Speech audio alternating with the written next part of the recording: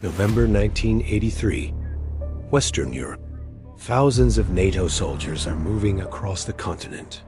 Nuclear weapons are being loaded onto aircraft. Military communications are being encrypted at the highest level ever recorded. Launch codes are being exchanged between Washington, London, and Brussels. From the outside, it looks exactly like the beginning of World War III. And that is precisely the problem. Because it was not World War III. It was a drill. A military exercise called Operation Able Archer 83. NATO knew it was a drill. The Soviet Union did not. To understand why a military exercise almost ended human civilization, you need to understand what the world looked like in November 1983. Because 1983 was not just another year of the Cold War. 1983 was the year both sides genuinely, completely, absolutely believed the other side was about to strike first. Start with Ronald Reagan. When Reagan came to power in 1981, he started talking about the Soviet Union like it was an enemy that could actually be defeated. He called them an evil empire on live television in front of the entire world. He announced the Strategic Defense Initiative, a space-based missile defense shield that the Soviets immediately understood for what it really was. Not defense, offense. A system designed to shoot down Soviet missiles after America launched first, making a first strike survivable. From Moscow, this was not rhetoric. This was a battle plan being announced in public. Then came the missiles. America deployed Pershing II ballistic missiles in West Germany. These were not ordinary missiles. The Pershing II could reach Moscow in 6 minutes from launch. 6 minutes. The Soviet leadership had built their entire nuclear strategy around having 20 to 30 minutes of warning time. 6 minutes meant no warning, no decision, no response, just annihilation. From inside the Kremlin, America was not preparing for defense. America was preparing for a decapitation strike. And then just weeks before November, something happened that pushed the tension past breaking point. On September 1st, 1983, Soviet air defense shot down Korean Airlines Flight 007, a civilian passenger jet. 269 people dead, including a sitting United States congressman. The world exploded. Reagan called it a massacre, an act of barbarism. The United Nations Security Council erupted. Anti-Soviet protests spread across Europe and America. And inside Moscow, the Soviet leadership watched all of this and drew one conclusion. America was building a case, a public justification. For war, this was the world in November 1983. Two nuclear superpowers, both convinced the other was about to pull the trigger. Both with thousands of warheads aimed and ready.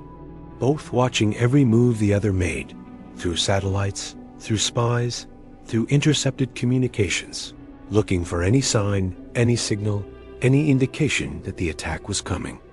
Into this world, NATO launched Operation Able Archer 83. Every year NATO ran military exercises, war games, practice drills, simulations of how a conflict with the Soviet Union would actually unfold. The Soviets knew about these exercises. They happened every year. They were routine. But Able Archer 83 was different. It was different in ways that in hindsight seem almost deliberately designed to look like a real attack. First, the scale. Able Archer 83 involved over 40,000 NATO troops moving across Western Europe simultaneously. Ground forces, air forces, naval units, all coordinated, all moving at once. Second, the participants. Previous exercises had been run by military commanders. Able Archer 83 included heads of government, real political leaders playing the roles of wartime decision-makers. From the Soviet perspective, why would actual presidents and prime ministers participate in a routine drill unless it was not actually a drill? Third, the communications. NATO switched to entirely new, previously unused communication protocols during Able Archer 83. encrypted channels that Soviet signals intelligence had never seen before. New codes, new frequencies, new patterns. In intelligence work, when an enemy suddenly switches to communications you cannot read, that means they are hiding something. That means something real is happening. Fourth, the nuclear component. Able Archer 83 simulated the full escalation sequence from conventional warfare all the way through to nuclear release. It practiced the actual procedures for authorizing and launching nuclear weapons, step by step, in real time, using realistic protocols. For NATO, this was the whole point. Practice the most extreme scenario so you are ready if it ever happens. For the Soviet Union, watching all of this from the outside, unable to read the communications, seeing troops moving, seeing political leaders involved, seeing nuclear procedures being practiced, it looked identical to the real thing. Inside Soviet intelligence, alarm bells were already ringing before Able Archer even began. In 1981, the KGB in Kaiju had launched a top-secret program called Ryan. It stood for Raketno Yadinoy Napadini, nuclear missile attack. It was the largest peacetime intelligence operation in Soviet history. Its entire purpose was one thing: provide early warning of an American first strike. KGB agents across the world were given specific instructions. Watch for these signs. Count the lights in government buildings at night. Are more people working late than usual? Monitor blood bank activity. Are hospitals stockpiling blood in preparation for casualties? Watch the movement of political leaders. Are they being relocated to bunkers? These were the indicators Ryan was built to detect. The small human signals that would precede a nuclear attack before the missiles were ever launched. By November 1983, RYAN operatives across Europe were reporting back. The indicators were there. NATO troop movements confirmed. Unusual communication blackouts confirmed. Political leaders involved in military exercises confirmed. And then on November 8th and 9th, NATO aircraft across Western Europe began practicing the loading of nuclear weapons onto planes. Dummy warheads, practice runs, standard procedure for the exercise. The Soviet satellites watching from above could not tell the difference between a practiced nuclear loading and a real one. On November 8th, Soviet military forces in Eastern Europe were quietly placed on their highest alert status since the Cuban Missile Crisis. Nuclear-capable aircraft were moved to forward positions. Fueled, armed, waiting. Soviet submarines altered their patrol patterns. And in Moscow, a very small group of men sat in a room and asked each other a question that no one outside that room would know about for years. Is this actually it? Is America actually about to launch? Now here is where the story gets personal. Because in the middle of all of this, there was one man who knew things that almost nobody else on either side knew. His name was Oleg Gordievsky. Gordievsky was a senior KGB officer stationed in London.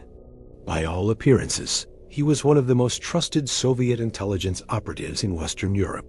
In reality, he had been working for British intelligence since 1974. He was a double agent. November 11th, 1983. Able Archer is over. The troops have gone home. The aircraft have been stood down. Encrypted communications silent. On paper, the exercise ended cleanly. No incidents, no confrontations, no casualties. But inside a small, classified corner of the CIA, a group of analysts were staring at something that made no sense to them. They had just discovered that the Soviet Union had genuinely believed, for several days in November 1983, that America was about to launch a nuclear first strike. And the CIA had not known, not even close to knowing. They had missed it entirely. This was the beginning of what would become one of the most uncomfortable intelligence reviews in American history. A document so sensitive that it remained classified for decades. A document that forced the most powerful intelligence agency in the world to ask itself a question it had never seriously considered before. Were we wrong about everything? The document was called the Special National Intelligence Estimate. Inside the CIA, it was known simply as the SNI, and its conclusions, when they finally came, were devastating. The SNIE confirmed what Gordievsky had already told British intelligence. The Soviet response during Able Archer had not been theater. It had not been a bluff. It had not been a calculated display of strength designed to intimidate NATO.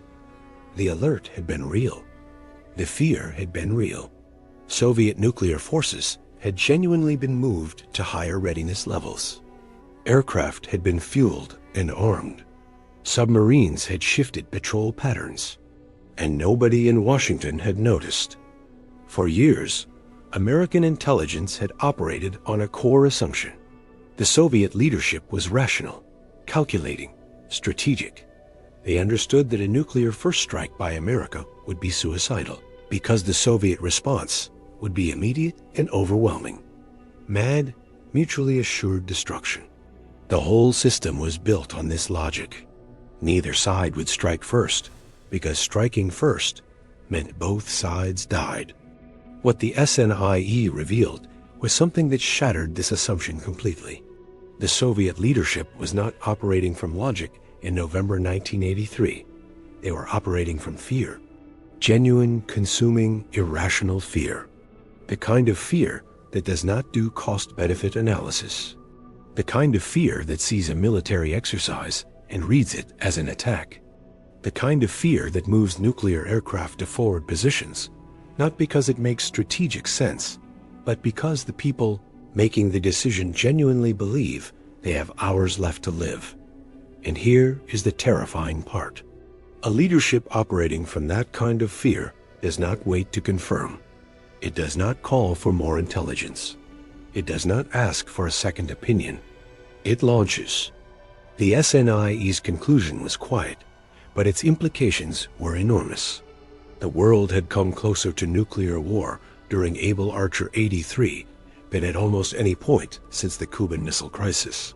Closer, some analysts believed, than the public record would ever fully show. And it had happened not because anyone wanted war, not because anyone had made a decision to fight. It had happened because two sides, both terrified of each other, both armed with enough weapons to end human civilization, they had failed to understand what the other side was thinking. This was the report that landed on Ronald Reagan's desk in early 1984. And Reagan read it, really read it. Reagan was many things, but he was not a man who could read about the possibility of accidental nuclear war and feel nothing. He had a genuine, almost personal horror of nuclear weapons. He had spent years talking about the Soviet threat in the most aggressive terms possible. But the image of actual nuclear war, of American cities burning, of the end of everything, genuinely disturbed him.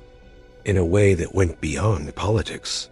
The SNIE, combined with what Gordievsky had already told British intelligence, produced something remarkable in Ronald Reagan. It produced doubt. Not doubt about America. Not doubt about the rightness of standing up to Soviet aggression. But doubt about whether the approach was working. Doubt about whether rhetoric designed to show strength was instead producing something far more dangerous. Doubt about whether the Soviets were not an aggressive empire preparing to strike, but a frightened, paranoid system preparing to survive. Reagan began to quietly shift. In January 1984, he gave a speech that shocked his own advisors.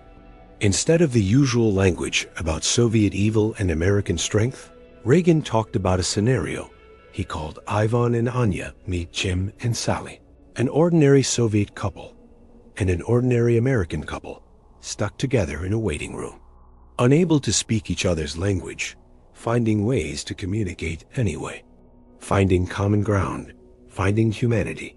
It was a small thing. A few paragraphs in a speech that most people have forgotten. But inside the intelligence community, inside the diplomatic back channels, inside the Kremlin, where Soviet analysts parsed every word, of every American statement looking for signals, it was noticed. The tone was changing. And tone in the world of nuclear superpowers is not a small thing. Now here is where the story takes its final, strangest turn. The man at the center of all of this, whose intelligence reached Reagan, told the truth about Soviet fear. He was still inside the Soviet Union, working as a KGB officer, passing secrets to British intelligence. Living a double life that, if discovered, would end with a bullet. His name was Oleg Gordievsky. And in 1985, someone betrayed him. To this day, nobody knows exactly who. The most likely candidate was Aldrich Ames, a CIA officer. He sold American secrets to the KGB, not caught until 1994. The full truth remains unconfirmed. What is known is this. In May 1985, Gordievsky was recalled to Moscow. He was met at the airport, taken to a KGB facility, drugged, interrogated for days. They did not tell him what they knew or suspected. They just asked questions. The same questions over and over, in different orders, looking for inconsistencies, looking for the moment he would break. He did not break. They could not prove it. Not yet. But they knew something was wrong. Gordievsky was not arrested, but placed under constant surveillance. His passport was taken. He was told he would not be returning to London. His career, for all practical purposes, was over. He was trapped. For weeks he lived under surveillance in Moscow, watched at all times, knowing it was finished. He had a wife, 2 daughters, a life that looked, from the outside, completely ordinary. And then he made a decision. He activated a prearranged emergency signal with British intelligence. A signal agreed upon years earlier for the most extreme circumstances. He went to a specific street corner at a specific time, performing a specific action, eating a particular food while carrying a particular bag. A signal so mundane that any watcher would see nothing unusual. Yet, MI6 saw everything. Operation Pimlico was activated. This was the plan British intelligence had built years in advance for exactly this scenario. A car extraction across the Soviet-Finnish border, one of the most dangerous escape routes in the world. Hundreds of miles of Soviet territory, checkpoints, guards, and dogs. Dogs trained to find people hidden in vehicles.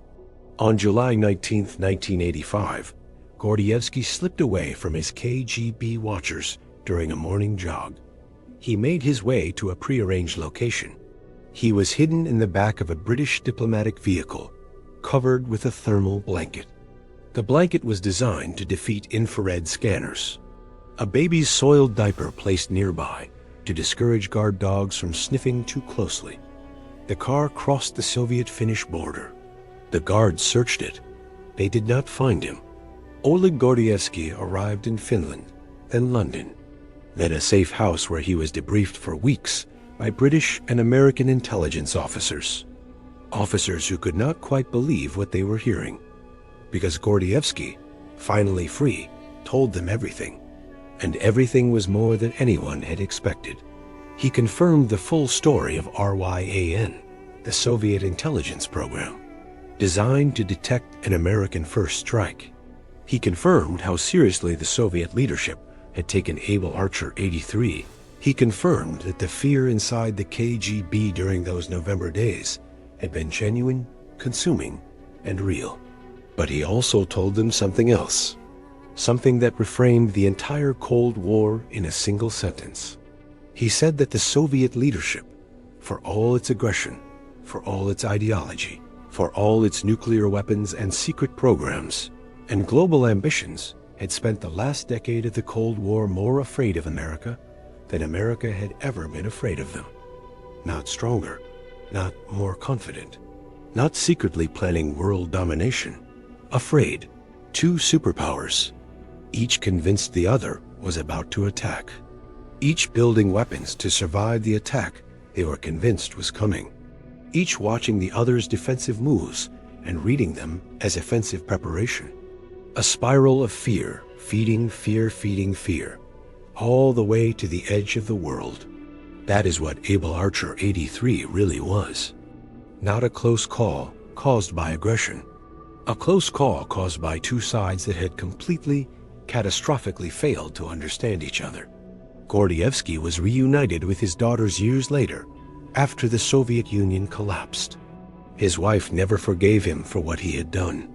He has lived under British protection ever since. He is in his 80s now. He still gives occasional interviews. He still talks about those days in November 1983 with a particular kind of weight, the weight of a man who knows exactly how thin the line was. He once said in an interview decades after the events that during Able Archer, he had felt something he had never felt before or since in his career. He had felt that the end was actually possible, not theoretical, not a scenario in a training manual, actually possible, actually close. And if one man had not been in the right place, working for the right side, with the right access, and the right courage to keep going despite everything, and if the right people had been willing to listen to what he was telling them, the world that exists today would not exist. We are here because of a spy eating a sandwich on a Moscow street corner. We are here because a British diplomat drove across a border checkpoint with a man hidden under a blanket. We are here because Ronald Reagan read a report and felt something shift. We are here because of accidents of history, so small, so fragile, so dependent on individual human beings, making individual human choices in individual moments of pressure, that the word lucky does not even begin to cover it. Operation Able Archer 83 ended without a single shot fired. But it changed the Cold War. It changed how Reagan thought about the Soviet Union. It accelerated back-channel diplomacy. This led to the first real arms reduction treaties, planting a seed of something nobody in 1983 thought possible, the beginning of the end. 4 years later, Reagan and Gorbachev signed the Intermediate Range Nuclear Forces Treaty, the first agreement in history to actually eliminate an entire category of nuclear weapons. Not reduce them, eliminate them. Historians believe the road to that treaty began in November 1983 in the terrified halls of the Kremlin and the quiet corridors of the CIA. It began with a drill that looked too real. It began with a spy who told the truth. It began with a president who was willing to be wrong. The weapons are still there. Thousands of them, pointed in the same directions they have always pointed. The systems built during the Cold War did not disappear when the Cold War ended. The infrastructure of annihilation outlasted the ideology that built it. And the lesson of Able Archer, written in classified documents, locked away for decades, is the same lesson Stanislav Petrov learned sitting alone at his desk at 12:40 in the morning. The systems are not reliable. The humans inside them are the only thing standing between us and the end. And the humans inside them are just people, afraid, tired, working with incomplete information, making decisions in seconds that the world will live with forever. We got lucky in November 1983. The question nobody wants to answer is simple. How many more times can we afford to get lucky?